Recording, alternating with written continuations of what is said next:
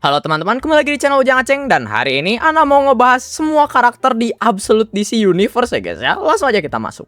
Absolute Batman.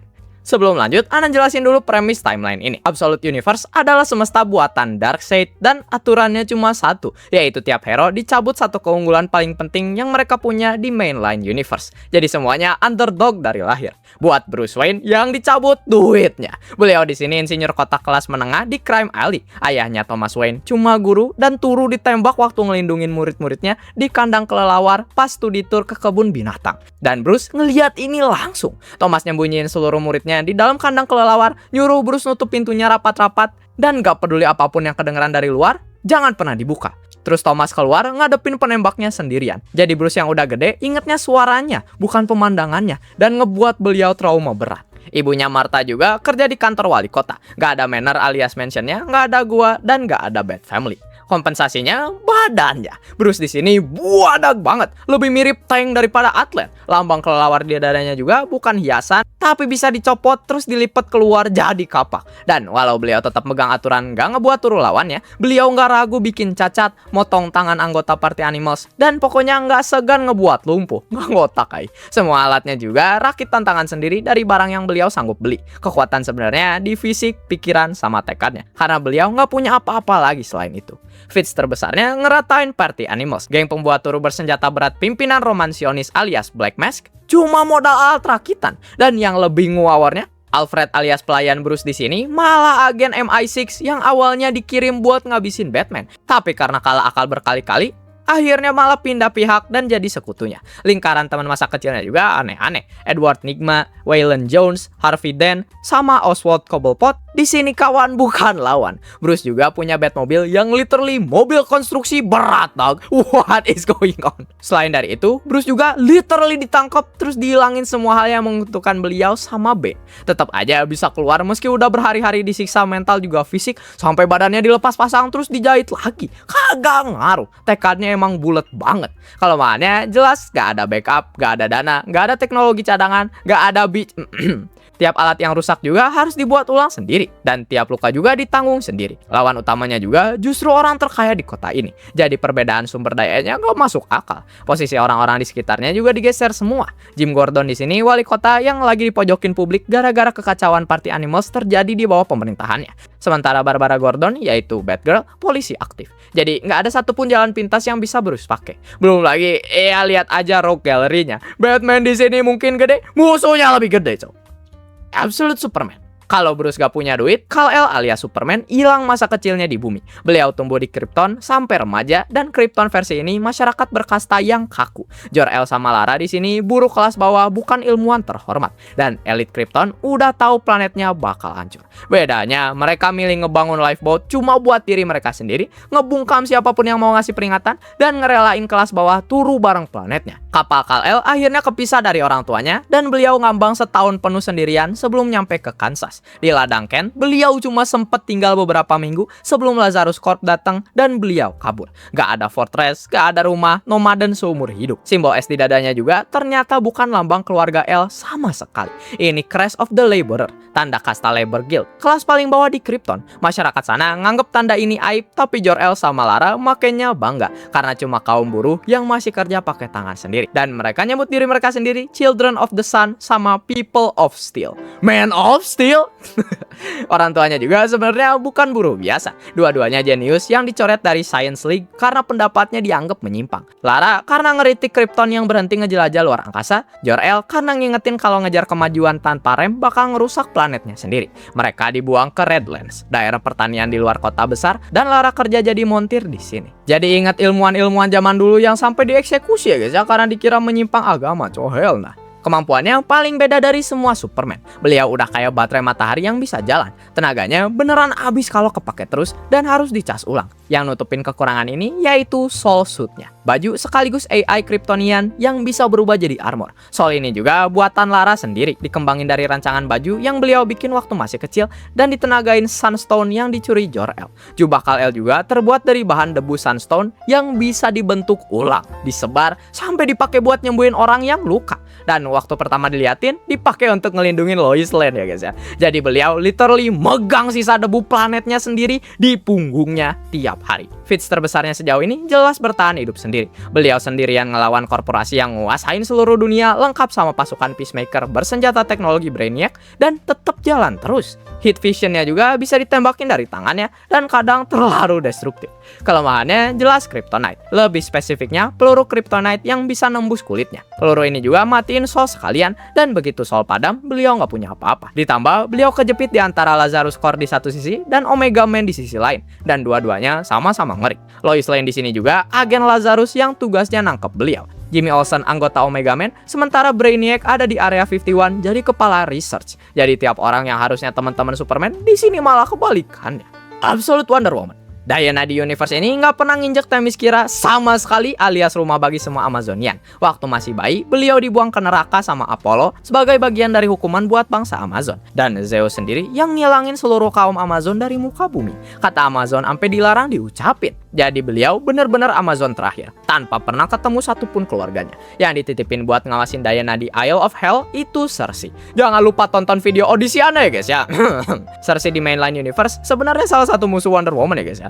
Pelan-pelan Cersei berubah jadi ibu beneran, dan hubungan kedua karakter ini malah jadi yang paling wholesome di DC Absolute Universe. Munculnya di neraka coy, hell nah. Kemampuannya campuran petarung sama penyihir. Cersei ngajarin Diana ilmu dark magic, jadi Diana di sini lebih dekat ke penyihir perang daripada superhero. Urusan berantem dipegang Artemis, yang gaya ngajarnya brutal banget. Sering ngajar Diana sampai sekarat tiap sesi latihan. Hasilnya Diana bisa dua-duanya. Penyihir sekaligus petarung terlatih akhirnya. Senjatanya pedang Athena Blade buatan Hephaestus, ditambah 3 lasso yang fungsinya beda-beda. Yang paling ngeri ada Nemesis. Dibikin Cersei dari sisa Basilisk terakhir, dicampur darah Prometheus, terus diberkati Demeter. Efeknya ngikat sekaligus ngebakar, dan panasnya sebanding sama dosa orang yang keikat. Ghost Rider cok. Feats paling ikoniknya ngeratain kaiju sekelas Harbinger Prime pakai pedang sama Nemesis tadi. Tunggangan Diana juga Pegasus asli dari mitos yang sekarang tinggal kerangka tulang hitam dengan napas api neraka. Pas satu kota kena serangan mental Tetracide, solusinya beliau nutupin seluruh kota pakai sihir biar warganya selamat. Beliau juga sempat ngorbanin satu tangannya sendiri dalam ritual cuma buat mulangin Steve Trevor.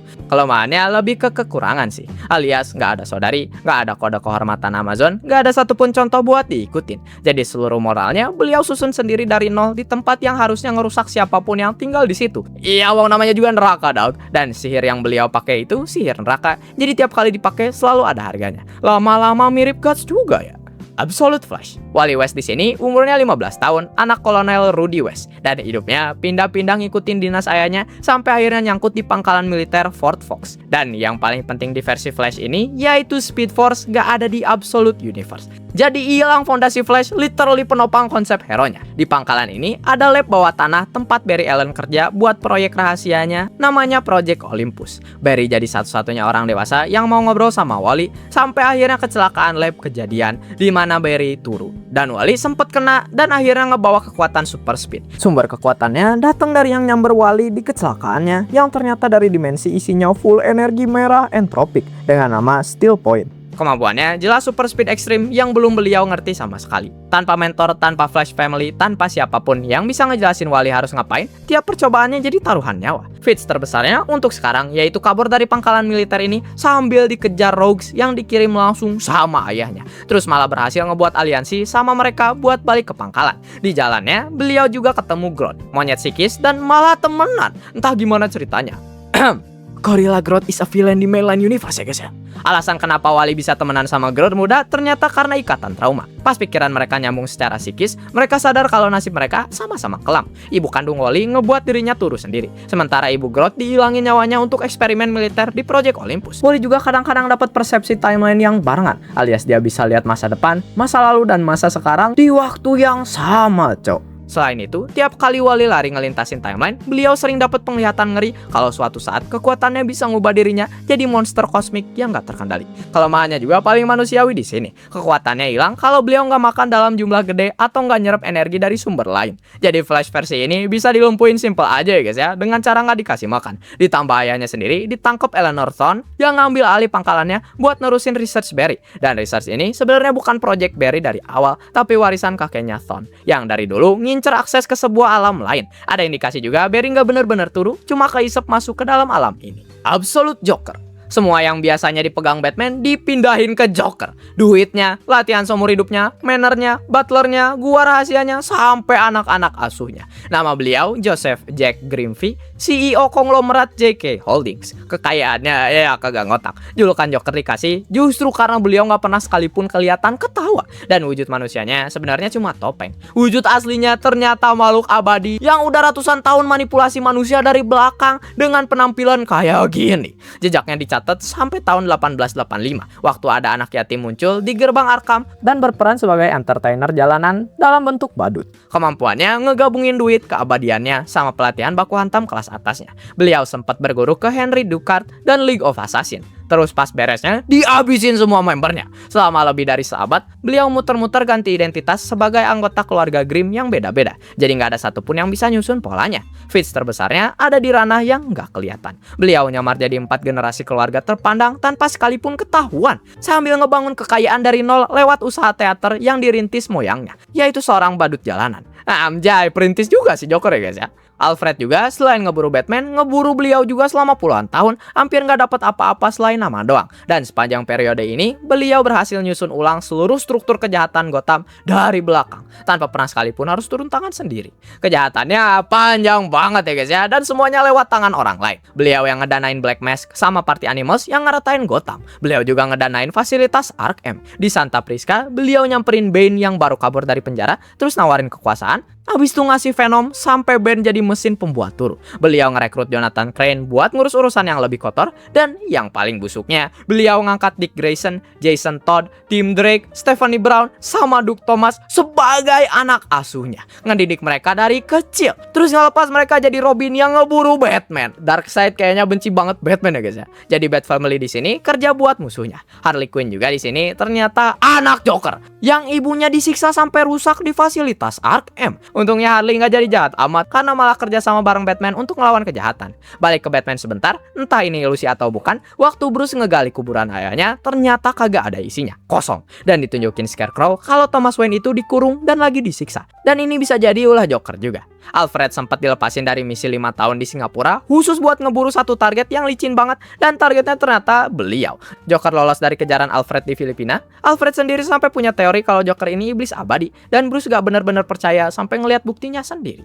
Kelemahannya, obsesinya. Beliau gak mau Batman turu cepet-cepet. Beliau pengennya Batman nyampe potensi penuhnya dulu, cuma untuk hiburan. Jadi tiap kali beliau punya kesempatan buat ngabisin Bruce, beliau nahan diri. Absolute Martian Manhunter. John Jones di sini manusia sejati, agen FBI yang kerja di satuan tugas terorisme di kota Middleton. Tugasnya jadi profiler yang nyari tahu kenapa orang ngelakuin hal-hal yang kelihatannya nggak masuk akal. Pada dasarnya nyari tahu motivasi kejahatan.